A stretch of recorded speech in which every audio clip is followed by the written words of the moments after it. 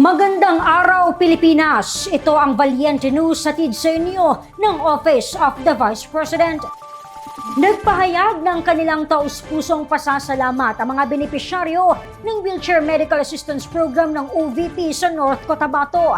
Narito si Alfie Matidios para sa karagdagang detalye. 22 ng mga wheelchair ang ipamahagi ng OVP Southern Mindanao Satellite Office sa mga mag-aaral na may mga kapansanan sa 14 na mga paaralan sa 12 bayan ng North Cotabato. Nagpahayag naman ng kanilang taus-pusong pasasalamat ang mga magulang, mga guro at mga benepisyaryo sa malasakit at pagmamahal ni Vice President Inday Sara Duterte sa mga nangangailangan. Damo pa nga mga kuan, damo pa mga programa ang matabang niya sa mga dili lang sa mga PWD, pwede pa sa pati pa sa mga bata nga kinahanglan to tabang. Padayon lang siya tag pray lang po nako nga stable siya always para damo pa siya mga tao nga matabangan, dili lang pud kami daghan pa. Nagpapasalamat po ako kay Vice President na tinutulungan niya yung anak ko na kung sa ganon ay makapag-aral ng maayos.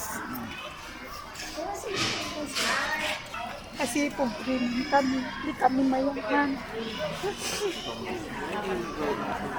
Alam mo, mahirap lang kami. Pinapatsikapan lang namin nga. So,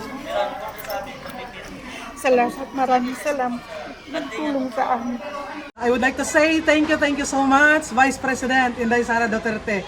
Our school is just a small school and it is in a far-flung area, but still, ang iyong concern at ang love mo for the children, especially those deprived ones, those with difficulties, with disability like Tala, has reached our school and has reached their home, has reached our community. Me as her advisor, as his advisor, is very thankful to you.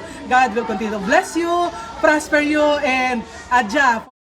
To the Vice President or Vice President Sara Duterte, Ma'am, Vice President, thank you for your support sa wheelchair po ng aming bata.